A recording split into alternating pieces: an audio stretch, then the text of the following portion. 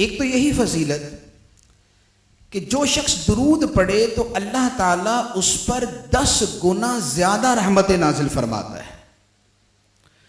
دوسری حدیث مبارک ہے، فرمایا کہ جو ایک مرتبہ درود پڑھتا ہے اللہ کے فرشتے 70 مرتبہ اس کے لیے رحمت کی دعا کرتے ہیں۔ اور تیسری فضیلت، نبی پاک صلی اللہ تعالیٰ علیہ وآلہ وسلم نے ارشاد فرمایا کہ اللہ تعالیٰ میری قبر پر ایک فرشتہ مقرر فرمائے گا جسے ساری دنیا کے ساری مخلوق کی آوازیں سننے کی طاقت عطا کی جائے گی، اور میرا جو امتی مجھ پر درود پڑے گا وہ فرشتہ عرض کرے گا یا رسول اللہ فلاں شخص جو فلاں کا بیٹا ہے اس نے آپ کی بارگاہ میں سلام پیش کیا، اور سرکار فرماتے ہیں کہ میں اس کے سلام کا جواب عطا فرماؤں گا۔ گویا درود ہم ایک پڑھتے ہیں لیکن اللہ تعالیٰ 10 رحمتیں نازل فرماتا ہے، فرشتے 70 مرتبہ رحمت کی دعا کرتے ہیں، اور اس کے ساتھ خود سرکار دو عالم صلی اللہ تعالیٰ علیہ وآلہ وسلم اس درود اور سلام کا جواب عطا فرماتے ہیں۔ تو درود پاک جو ہے یہ اپنی زندگیوں میں شامل کر لینا چاہیے۔ درود پڑھتے رہیں گے رب کی رحمتیں اترتی رہیں، درود پڑھتے رہیں گے فرشتے رحمت کی دعائیں کرتے رہیں گے، اور ہم سرکار کی بارگاہ میں سلام عرض کرتے رہیں گے، سرکار جواب عطا فرماتے رہیں۔ صلو علی الحبیب صلی اللہ تعالی علی محمد صلی اللہ علیہ وسلم۔ پیارے آقا صلی اللہ تعالی علیہ وآلہ وسلم کی ولادت مبارکہ کی خوشی میں دنیا بھر میں مسلمان میلاد پاک کی محفلیں کرتے ہیں، میلاد کے دن کو مناتے ہیں، بلکہ میلاد کے مہینے کو مناتے ہیں۔ جیسے 12ویں شریف تو گزر چکی لیکن ہم اب بھی اس کی خوشیاں منا رہے ہیں۔ یہ خوشیاں کیوں نہ منائی جائیں؟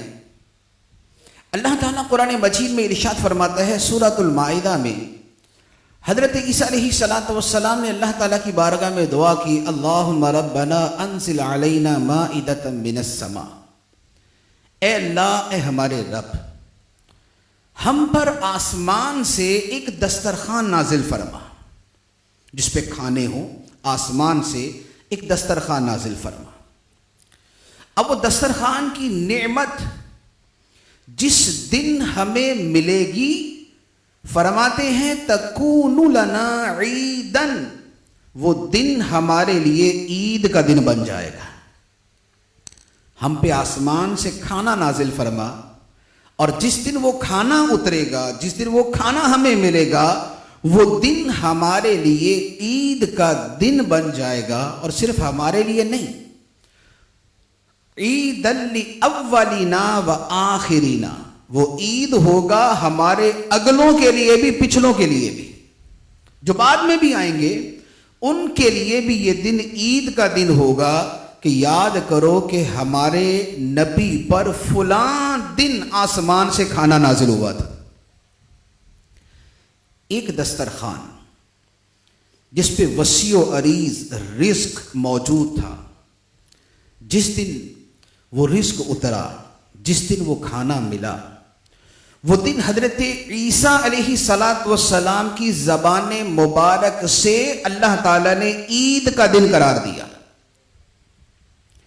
اگر ایک دسترخوان جو ایک یونیک انداز میں نازل ہوا، اگر وہ دن عید کا دن ہے تو پھر وہ دن کیسا ہوگا کہ جو اس ہستی کے آنے کا ہے، کہ جس ہستی کے بارے میں کہا گیا کہ آسماں خاں زمیں خاں زمانہ مہماں، صاحب خانہ لقب کس کا ہے آقا تیرا۔ آسمان و زمین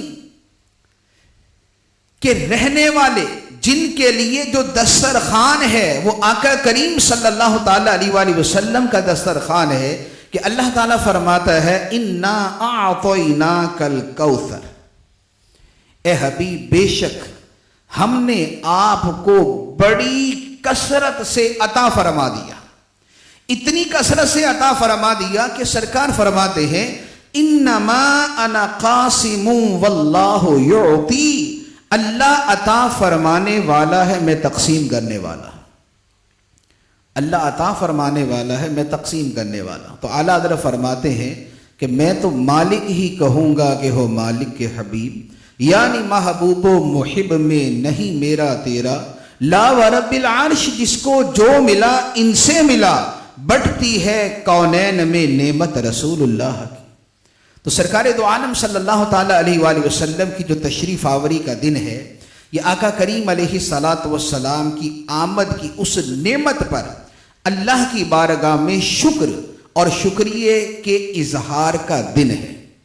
وَرَفَعْنَا لَكَ ذِكْرَكَ ہے سایہ تجھ پر، ذکر اونچا ہے تیرا، بول ہے بالا تیرا. تو گھٹائے سے کسی کے نہ گھٹا ہے نہ گھٹے گا، جب بڑھائے تجھے اللہ تعالی تیرا. مٹ گئے مٹتے ہیں مٹ جائیں گے عادا تیرے، نہ مٹا ہے نہ مٹے گا کبھی چرچا تیرا. تو نبی پاک صلی اللہ تعالیٰ علیہ وآلہ وسلم کا ذکر پاک، آپ کا چرچا، آپ کے میلاد شریف کی باتیں، آپ کی عظمت و شان کا بیان، یہ سارے کے سارے اللہ تعالیٰ کے اس فرمان کی صداقت کی دلیل ہے جو رب نے فرمایا تھا وَرَفَعْنَا لَكَ ذِكْرَكَ. اور اے حبیب، ہم نے تمہاری خاطر تمہارے ذکر کو بلند کر دیا. اب آسمان کی فضاؤں میں یہ نام گونجتا ہے، شرق و غرب میں اس نام کے چرچے ہوتے ہیں. نمازی عبادت میں رب کی بارگاہ میں کھڑا ہوتا ہے تو عبادت خدا کی ہے، لیکن خدا کی اس عبادت میں بھی وہ کہتا ہے السلام علیکہ ایہا النبی ورحمۃ اللہ وبرکاتہ. وہ خدا کی اس عبادت میں بھی کہتا ہے اللہم صلی علی محمد وعلی آل محمد کما صلیت علی ابراہیم وعلی آل ابراہیم انکا حمید مجید. نماز خدا کے لیے، اس خدا کی بندگی کی طرف بلانے کے لیے اذان ہوتی ہے، وہ خدا کی عبادت کے لیے، لیکن اس عبادت کی طرف بلانے والے ندا کے اندر بھی شامل ہے اشہد ان محمد رسول اللہ. کیوں؟ اس لیے کہ ورفعنا لک ذکرک، اے حبیب ہم نے تمہاری خاطر تمہاری شان کو، تمہارے ذکر کو بلند کر دیا. نبی پاک صلی اللہ تعالیٰ علیہ وآلہ وسلم فرماتے ہیں جبرائیل امین علیہ الصلاۃ والسلام سے میں نے پوچھا کہ اے جبرائیل، یہ تو بتاؤ کہ میرا ذکر بلند کیا گیا، یہ کیسے بلند کیا گیا؟ میرا ذکر کیسے بلند کیا گیا؟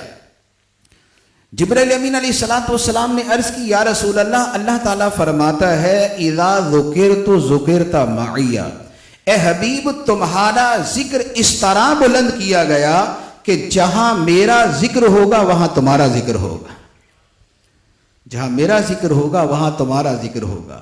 اس لیے مسلمان ہونے کے لیے لا الہ الا اللہ پڑھا جاتا ہے تو ساتھ میں محمد الرسول اللہ پڑھا جاتا ہے. اگر نماز کی طرف بلانے کے لیے اشہد ان لا الہ الا اللہ پڑھا جاتا ہے تو ساتھ میں اشہد ان محمد الرسول اللہ پڑھا جاتا ہے. اگر نماز کے اندر التحیات للہ والصلوات والطیبات پڑھا جاتا ہے تو ساتھ میں السلام علیکہ ایہا النبی ورحمۃ اللہ وبرکاتہ بھی پڑھا جاتا ہے. کیوں؟ اس لیے کہ اللہ تعالیٰ نے فرما دیا تھا اذا ذکرت ذکرت معی، جب میرا ذکر کیا جائے گا حبیب ساتھ میں تمہارا ذکر کیا جائے گا. تو اعلیٰ حضرت فرماتے ہیں کہ ایسا ہو نہیں سکتا کہ اللہ کا ذکر ہو اور سرکار کا ذکر نہ ہو. کیوں؟ اس لیے کہ ایسا ہونا اتنا برا ہے. خدا کا ذکر ہو اور خدا کے حبیب کا ذکر نہ ہو، یہ اتنا برا ہے کہ اعلیٰ حضرت فرماتے ہیں کہ خدا کا ذکر کرے ذکر مصطفیٰ نہ کرے، خدا کا ذکر کرے ذکر مصطفیٰ نہ کرے، ہمارے منہ میں ہو ایسی زبان خدا نہ کرے. نبی پاک صلی اللہ تعالیٰ علیہ وآلہ وسلم کا ذکر پاک یہ روح ایمان ہے، یہ جان ایمان ہے، یہ تسکین ایمان ہے. جیسے رب کی شان ہے الا بذکر اللہ تطمئن القلوب، سن لو اللہ کے ذکر سے دلوں کو چین ملتا ہے، اللہ کے ذکر سے دلوں کو چین ملتا ہے. اگر میں آپ ہی سے سوال کروں کہ یہ بتائیے کہ سرکار کے ذکر سے دلوں کو چین ملتا ہے یا نہیں؟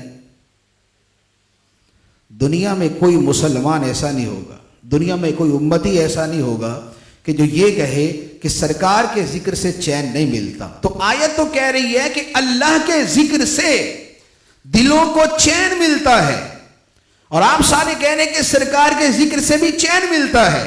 وجہ یہ ہے کہ یہ ذکر اس ذکر سے جدا نہیں ہے۔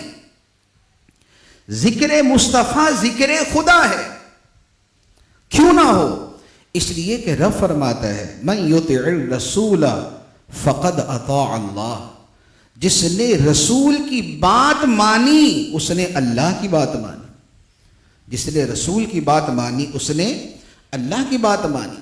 رب فرماتا ہے وما رمیت اذ رمیت ولکن اللہ رما، اے حبیب میدان بدر میں جب تم نے کنکریاں پھینکی وہ تم نے نہیں پھینکی، وہ تو اللہ نے پھینکی، وہ تم نے نہیں پھینکی، وہ اللہ نے پھینکی۔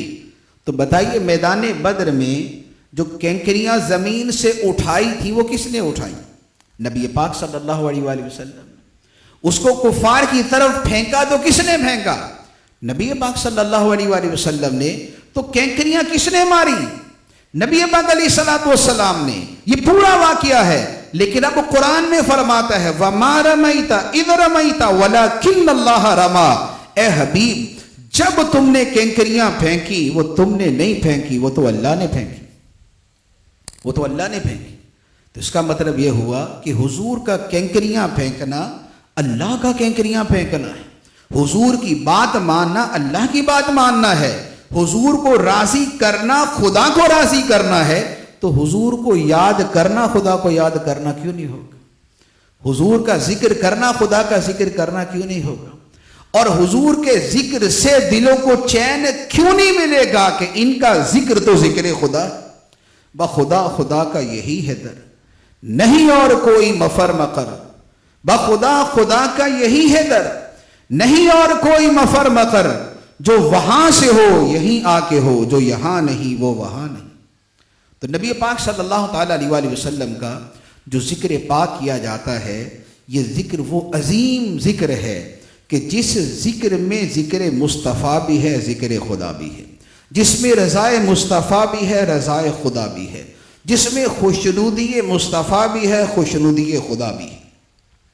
نبی پاک صلی اللہ تعالیٰ علیہ وآلہ وسلم کو اللہ تعالیٰ نے جن عظمتوں جن شانوں کے ساتھ بھیجا، قرآن پاک کے ہر پارے میں اور تقریباً ہر صورت میں نبی پاک علیہ الصلوۃ والسلام کی شان مبارک کا ذکر موجود ہے۔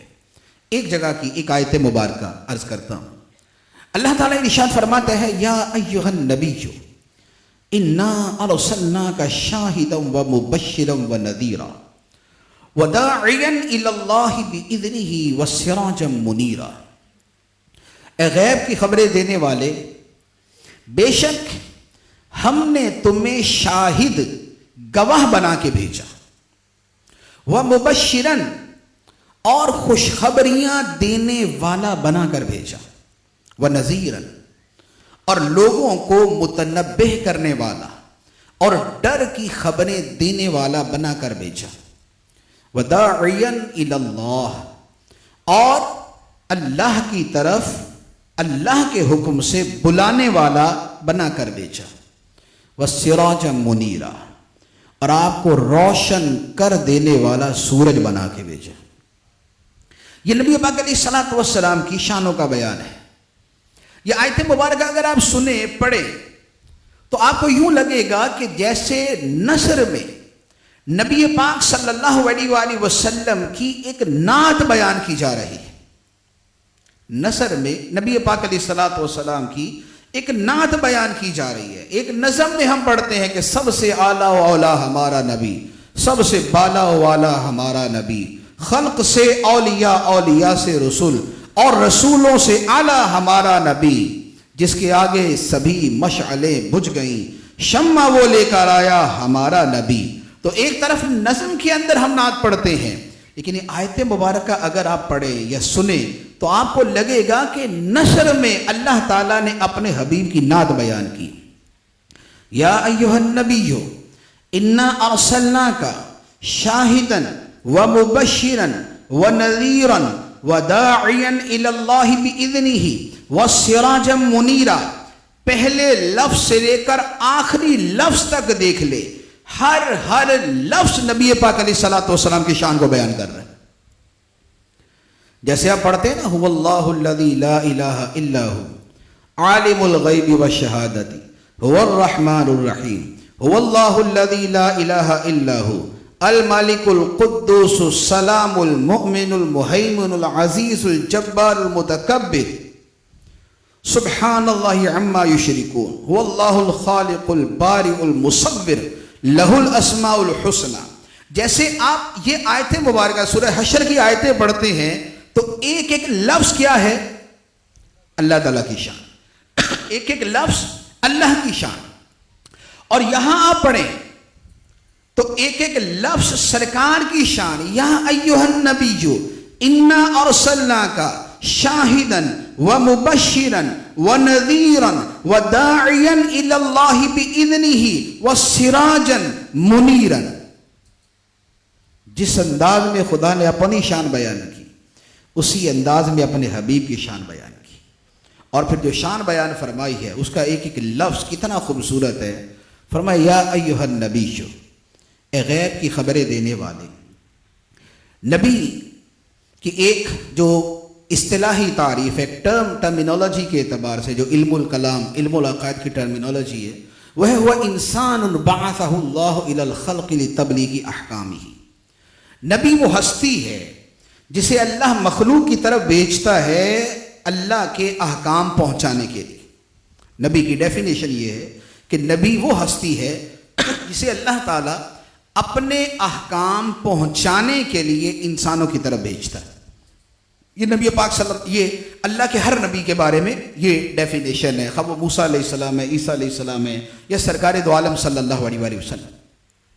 لیکن نبیوں کے مرتبوں میں فرق ہے. نبیوں کے مرتبوں میں فرق ہے. ہر نبی وہ ہستی ہے کہ جسے اللہ نے اپنے احکام پہنچانے کے لیے بھیجا. لیکن نبی پاک صلی اللہ علیہ وآلہ وسلم وہ ہستی ہے کہ جن کا معاملہ اس مرتبہ نبوت کے ساتھ کچھ اور بھی ہے، اور وہ یہ ہے کہ نگاہ عشق و مستی میں وہی اول وہی آخر. نگاہ عشق و مستی میں وہی اول وہی آخر، وہی قرآن وہی فرقان وہی یاسی وہی طٰہٰ. لوح بھی تو قلم بھی تو تیرا وجود الکتاب، گنبد آبگینہ رنگ تیرے محیط میں ہو باب. تو نبی پاک صلی اللہ علیہ وآلہ وسلم کو وہ اضافی خصوصیات عطا فرمائے گئی. تو اس کا ترجمہ ہے کہ اے غیب کی خبریں دینے والے. نبی کے اندر لفظ ہوتا ہے نباؤن، عربی زبان میں نباؤن کا لفظ. جیسے خالق کے اندر خلقن کا لفظ ہوتا ہے، خلقن کے حروف ہوتے ہیں، اسی طرح نبی جن کے اندر نباؤن کے الفاظ ہوتے ہیں. نباؤن کہتے ہیں خبر کو. لیکن ہر خبر دینے والا، اگر ہر خبر دینے والا ہی نبی ہے تو پھر تو ہر بندے پہ صادق آ گیا. ہر بندے کو نبی کہ ہر بندہ کوئی نہ کوئی خبر دیتا ہے. نہیں، نبی وہ خبر دیتا ہے جو دوسرا کوئی نہیں دیتا.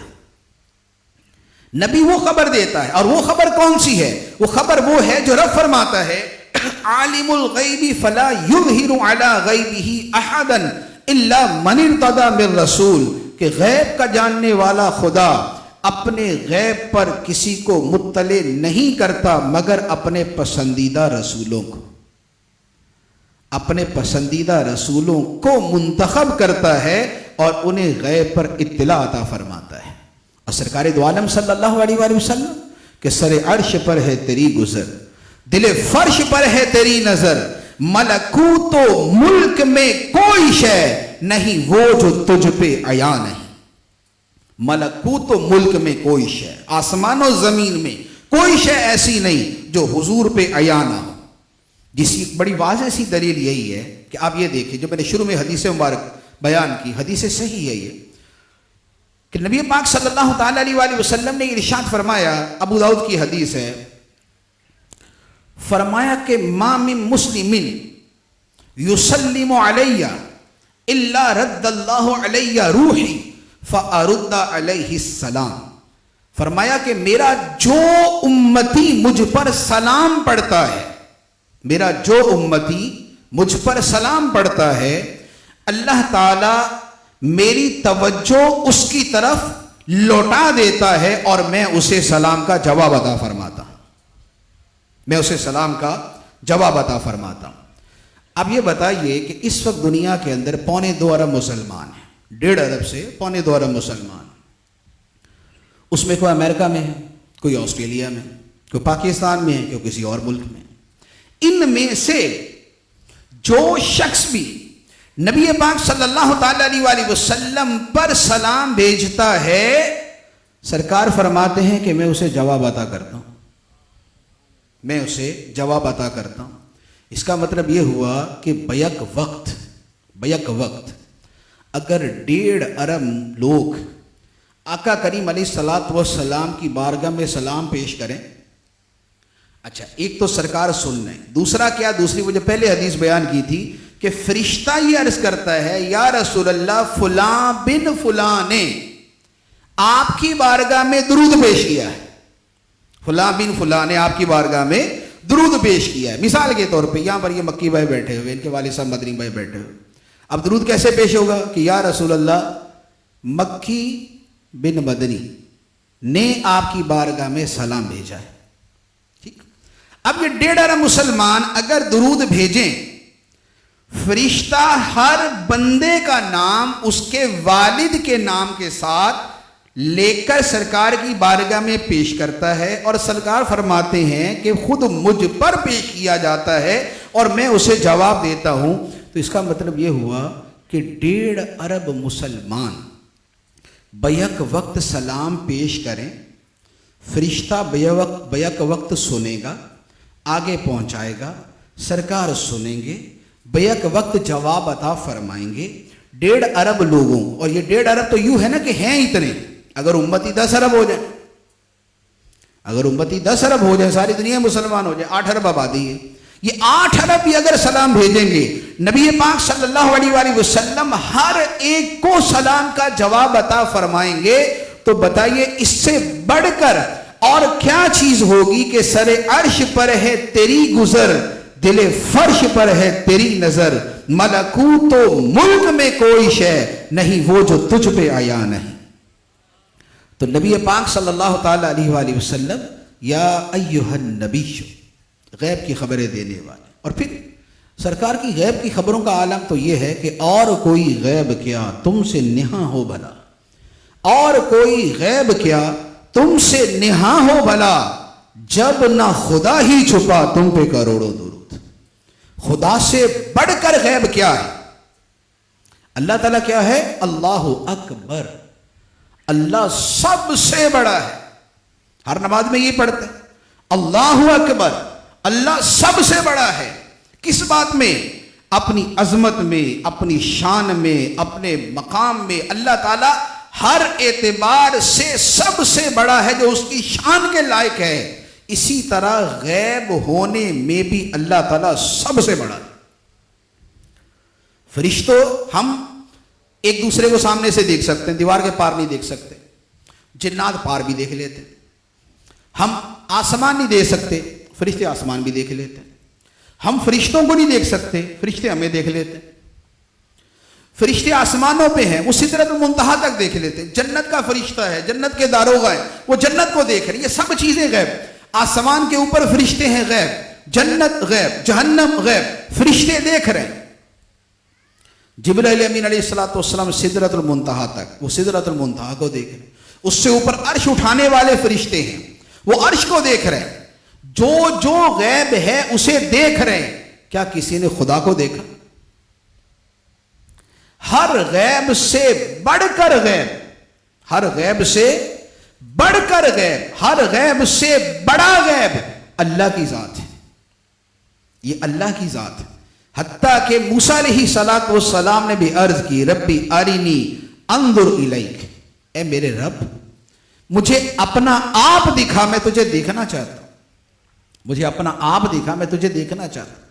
اللہ تعالیٰ قرآن پاک میں فرماتا ہے، رب نے فرمایا لن ترانی، اے موسیٰ تم نہیں مجھے دیکھ سکتے، تم نہیں مجھے دیکھ سکتے، وَلَكِنْ انظُرْ إِلَى الْجَبَلِ، اس پہاڑ کی طرف دیکھو، اگر یہ پہاڑ فَإِنِ اسْتَقَرَّ مَكَانَهُ فَسَوْفَ تَرَانِي، اگر یہ پہاڑ سلامت رہے، اپنی جگہ پہ ٹھہرا رہے تو تم مجھے دیکھ لو گے۔ لیکن پھر کیا ہوا؟ رب فرماتا ہے فَلَمَّا تَجَلَّى رَبُّهُ لِلْجَبَلِ جَعَلَهُ دَكًّا وَخَرَّ مُوسَىٰ صَاعِقًا، کہ اللہ تعالیٰ نے اپنی ایک تجلی پہاڑ پہ ڈالی، پہاڑ ریزہ ریزہ ہو گیا، موسیٰ علیہ السلام بے ہوش ہو گئے۔ پہاڑ ریزہ ریزہ ہو گیا، موسیٰ علیہ السلام بے ہوش ہو گئے۔ تو اللہ تعالیٰ وہ غیب ہے، اللہ تعالیٰ وہ غیب ہے کہ موسیٰ علیہ السلام جیسے جلیل القدر پیغمبر بھی خدا کو نہیں دیکھ سکے، جبرائیل امین علیہ السلام جیسے فرشتوں کے سردار بھی نہیں دیکھ سکے۔ اور نبی پاک صلی اللہ تعالیٰ علیہ وسلم کی شان یہ تھی کہ اللہ تعالیٰ کی بارگاہ میں کیسے گئے کہ خدا نے خود فرشتے کو بھیجا کہ جا کر میرے حبیب کو لے کے آؤ۔ سرکار گئے، خدا کو دیکھا، ثم دنا فتدلى فكان قاب قوسين او ادنى فاوحى الى عبده ما اوحى، وہ خدا کا جلوہ قریب ہوا، پھر اور قریب ہوا، اتنا قریب ہوا جتنا دو کمانوں کے درمیان فاصلہ ہوتا ہے۔ فکان قاب قوسین، جیسے دو کمانوں کا فاصلہ ہوتا ہے، او ادنا، بلکہ اس سے بھی زیادہ۔ دو کمانیں یوں ہیں، فرمایا اس سے بھی زیادہ۔ یہ سمجھانے کے لیے ہے، اللہ تعالیٰ جسم سے پاک ہے، لیکن نبی پاک صلی اللہ تعالیٰ علیہ وسلم نے خدا کو دیکھا، اور کیسا دیکھا کہ دیکھ کر واپس آئے تو موسیٰ علیہ السلام نے عرض کی کہ کیا ملا؟ فرمایا 50 نمازیں۔ یہ تو بہت زیادہ ہے، یہ تو بہت زیادہ ہے، 50 نمازیں آپ کی امت نہیں پڑھ سکے گی، دوبارہ جائیے۔ سرکار پھر چلے گئے۔ کہاں دنیا میں خدا کو کوئی دیکھ نہیں سکا، نہ فرشتے، نہ نبی، نہ پیغمبر، نہ مرسلین، نہ اولو العزم۔ اور یہاں معاملہ یہ ہے کہ دیکھ کر آئے، موسیٰ علیہ السلام نے جسٹ ایسا مشورے کے کہا کہ بھئی آپ کی امت پڑھ نہیں سکے گی، آپ کم کروائیں۔ سرکار دوبارہ چلے گئے، کم کروا کے واپس آئے۔ موسیٰ علیہ السلام نے پھر پوچھا کیا ہوا؟ فرمایا 10 کم ہو گئی، ایک روایت میں 5 کم ہو گئی، اور اس کی آپ کی امت نہیں پڑھ سکے گی، دوبارہ جائیں۔ سرکار فرماتے میں دوبارہ چلا گیا، میں دوبارہ چلا گیا۔ جتنی مرتبہ چکر لگایا اتنی مرتبہ رب کو دیکھا۔ تو خدا جو سب سے بڑا غیب ہے، جب اسے نبی پاک علیہ السلام نے دیکھ لیا تو اعلیٰ حضرت فرماتے ہیں کہ اور کوئی غیب کیا، اور کوئی غیب کیا، تم سے نہا ہو بھلا جب نہ خدا ہی چھپا تم پہ کروڑوں دور۔ تو نبی پاک صلی اللہ تعالیٰ علیہ وسلم کی شان فرمایا یا ایہا النبی، اے غیب کی خبریں دینے والے، اے غیب کی خبریں دینے والے، انا ارسلناک شاہدا، ہم نے تمہیں شاہد بنا کے بھیجا۔ شاہد کے 3 معنی ہوتے ہیں۔ ایک شاہد کا معنی ہے کہ جو اللہ کا پیغام اس کے بندوں تک پہنچانے والا ہے۔ شاہد کا ایک معنی یہ، اللہ کا پیغام اس کے بندوں تک پہنچانے والا ہے۔ تو فرمایا کہ اے حبیب، اے نبی، اے غیب کی خبریں دینے والے، بے شک ہم نے تمہیں شاہد بنا کے بھیجا، خدا کے بندوں تک خدا کا پیغام پہنچانے والا بنا کر بھیجا۔ اب نبی پاک صلی اللہ علیہ وسلم بندوں تک شاہد بن کر تشریف لائے، لیکن دیگر نبیوں کے مقابلے میں سرکار کا یہ مرتبہ شاہد کیا ہے کہ اللہ تعالیٰ نے ہر نبی کو ایک خطے، ایک علاقے اور ایک قوم کی طرف ہی نبی بنا کے بھیجا، اور نبی پاک علیہ السلام کو فرمایا وَمَا أَرْسَلْنَاكَ إِلَّا كَافَّةً لِلنَّاسِ بَشِيرًا وَنَذِيرًا، اور اے حبیب ہم نے تمہیں تمام انسانوں کے لیے، کافۃ للناس، تمام کے تمام انسانوں کے لیے ہم نے تمہیں خوشخبری دینے والا اور ڈر سنانے والا بنا کے بھیجا۔ تو گویا نبی پاک علیہ السلام سب کی طرف اللہ کے نبی اور اس کے شاہد بن کے آئے، اس کا پیغام پہنچانے والے بن کے آئے۔ اور اب آپ دیکھیں کہ سرکار کا پیغام ہر جگہ پہنچا کہ نہیں پہنچا۔ آسٹریلیا اس کونے پہ ہے، اس کے ساتھ نیوزی لینڈ، اس سے آگے جزائر فیجی ہیں. اب وہ فیجی بالکل اینڈ ہے. آپ فیجی چلے جائیں، وہاں مسلمان بھی ہے، مسجدیں بھی ہیں، قرآن بھی ہے، نماز بھی ہے، خطبہ بھی ہے، اذان بھی ہے. اب وہاں سے چلتے آئیں، وہ دنیا کا بالکل جو ہے وہ اس کا ایسٹ کا اینڈ ہے بالکل. اب دوسری طرف اس طرف ساؤتھ افریقہ کی طرف چلے جائیں، وہ ایک طرف سمندر کا کنارہ ہے. تیسری طرف آپ امریکہ چلے جائیں، امریکہ یہاں سے علیحدہ 17 گھنٹے کی فلائٹ ہے. آسٹریلیا اس طرف کو 17 گھنٹے، امریکہ اس طرف کو 17 گھنٹے. آپ امریکہ چلے جائیں، وہاں پر بھی اذانیں بلند ہو رہی ہیں. اشہد ان محمد الرسول اللہ، اشہد ان محمد الرسول اللہ. ادھر جزائر فیجی کے اندر بھی اذانیں بلند ہو رہی ہیں. اشہد ان محمد الرسول اللہ، اشہد ان محمد الرسول اللہ. تو یہ وہ تھا کہ جو رب نے فرمایا تھا کہ اے حبیب، ہم نے تمہیں ایسا شاہد بنا کے بھیجا جو تمام انسانوں تک خدا کا پیغام پہنچانے والا ہے. اور دشمن قرآن کی معاذ اللہ توہین کرتے ہیں، جیسے ڈینمارک میں، اس میں سویڈن میں، ہالینڈ میں قرآن پاک کو جلایا جاتا ہے. یہ ان کا خبث باطن، یہ ان کی شرارت، یہ ان کی شیطانیت. لیکن اتنا تو پتہ چل جاتا ہے کہ قرآن وہاں پہنچا ہوا، ہالینڈ میں بھی پہنچا، اور ہالینڈ میں پہنچ کے چھپا ہوا نہیں ہے. اگر چھپا ہوتا تو کسی کو پتہ ہی نہ چلتا، کوئی جلانے والا کام ہی نہ کرتا. اس کا مطلب ہے کہ قرآن پاک وہاں ہے اور اتنا اوپن ہے، اس کے بارے میں پتہ ہے کہ اس میں کیا ہے. اس میں بڑی چیز ہے، اس میں خدا کی الوہیت کا بیان ہے، اس میں حضور کی رسالت کا بیان ہے، اس میں دین اسلام کی حقانیت کا بیان ہے، اس میں قیامت تک کی خبریں ہیں، اس میں اللہ رسول کی عظمتوں کا بیان ہے. انہی سے تو ان کو چڑ ہے، انہی سے تو ان کو چڑ ہے. اللہ کی شان اس پر تو ان کو ویسے ہی پرابلم نہ ہو. ان کی بائبل ہے، اس میں بھی اللہ کی شان. قیامت سے تو ان کو چڑ نہیں ہے. قیامت کا تذکرہ تو بائبل میں بھی ہے، تورات انجیل میں بھی ہے. تو اگر قرآن کو جلائے تو بائبل بھی جلائے. نہیں تو قرآن کو کیوں جلاتا؟ اس لیے کہ قرآن میں سرکار کا ذکر ہے، قرآن میں سرکار کا ذکر ہے، اور نبی پاک علیہ الصلاۃ والسلام کا ذکر یہ حد فاصل ہے مسلمان میں اور کافر میں. یہ حد فاصل ہے مسلمان میں اور کافر میں، کہ مسلمان ہوگا تو سرکار کے ذکر پہ خوش ہوگا، کافر ہوگا تو اس کا سینہ جل جائے گا، کافر ہوگا تو سینہ جل جائے گا. تو قرآن وہاں پہنچا ہوا ہے، اور خدا نے فرمایا تھا کہ اے حبیب، ہم نے تمہیں کافۃ للناس، تمام انسانوں کے لیے خدا کا پیغام پہنچانے والا بنا کے بھیجا تھا. تو سرکار نے پہنچا دیا، اور سرکار آخری نبی، تو اس کے بعد وہ کام آپ کی امت نے کرنا شروع کر دی. اب امت ہی پوری دنیا کے اندر پہنچا رہے ہیں. تو شاہد کا ایک معنی خدا کا پیغام پہنچانے والا. شاہد کا دوسرا معنی ہے،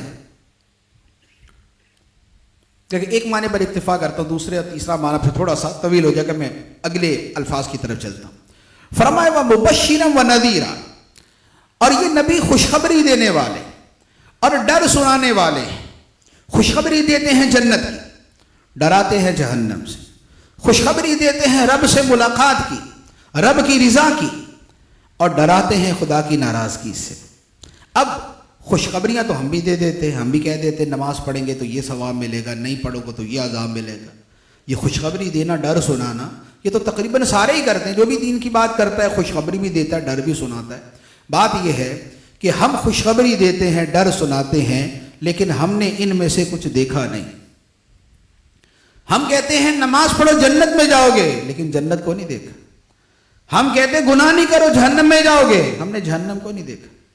ہم کہتے ہیں درود پڑھو خدا کی رضا ملے گی، ہم نے خدا کو نہیں دیکھا. ہم کہتے ہیں سود نہ کھاؤ خدا ناراض ہوگا، ہم نے خدا کو نہیں دیکھا. لیکن سرکار مبشر ہے، نذیر ہے، خوشخبری دیتے ہیں جنت کی تو جنت کو دیکھا ہے، ڈراتے ہیں جہنم سے تو جہنم کو دیکھا ہے. خوشخبری دیتے ہیں خدا کی رضا کی تو خدا کو دیکھا ہے، اور ڈراتے ہیں خدا کی ناراضگی سے تو خدا کو دیکھا ہے.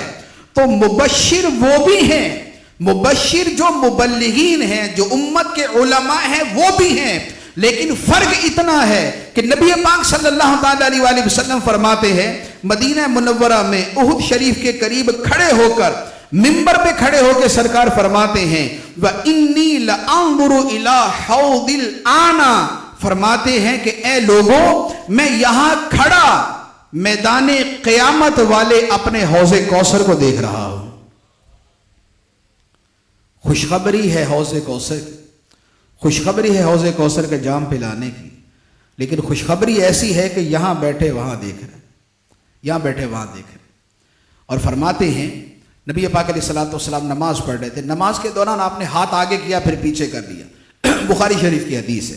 صحابہ کرام نے عرض کی یا رسول اللہ، نماز کے اندر بڑا ایک منفرد عمل دیکھا، پہلے تو کبھی نہیں دیکھا کہ نماز یوں پڑھتے ہیں اور نماز پڑھتے پڑھتے یکدم ہاتھ آگے بڑھا کے پھر پیچھے کر لیا جائے۔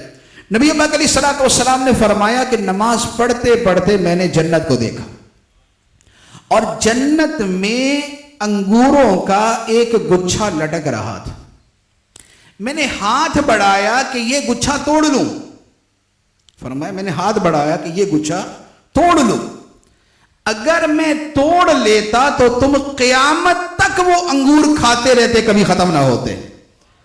لیکن فرمایا کہ پھر میرے دل میں خیال آیا کہ یہ جنت ہی میں ملے گا، کیونکہ جنت کے پھل تو جنت میں ملے، تو یہ بھی مبشر ہیں، لیکن ان کا مبشر ہونا یہ ہے کہ یہ ہاتھ بڑھاتے ہیں تو جنت کا گچھا بھی توڑ سکتے، یہ یہاں بیٹھے ہوئے، یہ یہاں کھڑے ہوئے یہ حوض کوثر کو بھی دیکھتے ہیں۔ تو رب نے فرمایا کہ اے حبیب ہم نے تمہیں مبشر اور نذیر بنا کے بھیجا، اور فرمایا وَدَاعِيًا إِلَى اللَّهِ بِإِذْنِهِ، اللہ کی طرف اللہ کے حکم سے بلانے والا، سرکار کی طرف بلا رہے اللہ کی طرف، وَدَاعِيًا إِلَى اللَّهِ، اللہ کی طرف بلا رہے۔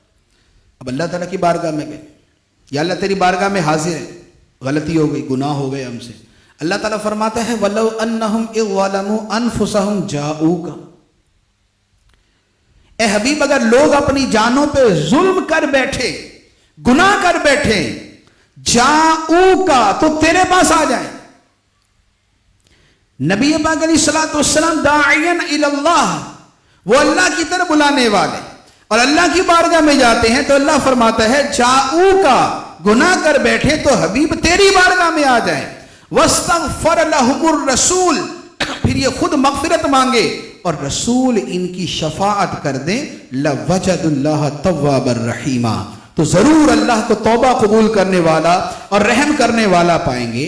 سرکار اللہ کی طرف بلاتے ہیں، اللہ فرماتا ہے حبیب کی بارگاہ میں آ جاؤ، وجہ یہ ہے کہ بخدا خدا کا یہی ہے در، بخدا خدا کا یہی ہے در، نہیں اور کوئی مفر مکر، جو وہاں سے ہو یہیں آ کے ہو، جو یہاں نہیں وہ وہاں نہیں۔ تو نبی پاک صلی اللہ تعالیٰ علیہ وآلہ وسلم خدا کی طرف بلانے والے، اور آقا کریم صلی اللہ تعالیٰ علیہ وآلہ وسلم خدا کی طرف بلانے والے، خدا کے احکام کی طرف بلانے والے۔ کون سے احکام کی طرف؟ پوری تفصیل ہے، پورا دین اسی کی تفصیل ہے، لیکن ایک بات صرف آخر میں عرض کروں گا کہ نبی پاک صلی اللہ تعالیٰ علیہ وآلہ وسلم کی تشریف آوری ہوئی، پورا دین لے کر آئے، دین اسلام پورا دین، ہر قسم کے احکام اس میں موجود، لیکن سب تو بیان نہیں ہو سکتے، ایک عرض کرتا ہوں۔ اگر آپ سے سوال کیا جائے یا کسی بھی شخص سے سوال کیا جائے کہ نبی پاک علیہ الصلوۃ والسلام کے وہ 2-3 اوصاف بیان کریں جنہیں مسلمان بھی جانتے ہیں کافر بھی جانتے ہیں، مسلمان بھی مانتے ہیں کافر بھی مانتے ہیں، سرکار کے وہ اوصاف جسے مسلمان بھی مانتے ہیں کافر بھی مانتے ہیں، کون سے ہوں گے؟ تو تقریباً جواب یہ ہوگا، مسلمان کا پہلا جواب تو یہ ہوگا کہ سرکار کی ایک شان تو یہ ہے کہ وہ رحمت للعالمین ہے، یہ تقریباً بچے کو پتا ہوگا۔ دوسرے نمبر پہ جو مسلمان اور کافر سب کہیں گے وہ ہے کہ حضور صادق تھے، حضور امین تھے، حضور سچے تھے، امانت دار تھے۔ اور اگلی بات یہ کہیں گے کہ نبی پاک صلی اللہ علیہ وآلہ وسلم کے اخلاق بڑے پیارے تھے، حضور کے اخلاق بڑے پیارے تھے۔ یہ چند ایک وہ چیزیں کہ جنہیں مسلمان کافر سب مانیں گے کہ نبی پاک علیہ الصلوۃ والسلام کے اخلاق بڑے پیارے تھے، اور کیوں نہ ہو کہ رب فرماتا ہے وَإِنَّكَ لَعَلَىٰ خُلُقٍ عَظِيمٍ، اے حبیب بے شک تمہارے اخلاق بڑے عظیم ہیں، تمہارے اخلاق بڑے عظیم۔ اور نبی پاک علیہ الصلوۃ والسلام اپنی تشریف آوری کے بارے میں فرماتے ہیں فرمایا بعثت لأتمم مکارم الاخلاق، مجھے اس لیے بھیجا گیا تاکہ اچھے اخلاق کو ان کے آخری مرتبے تک پہنچا دوں، اخلاق کو آخری مرتبے تک پہنچا دوں، انہیں مکمل کر دوں، انہیں کامل بنا دوں۔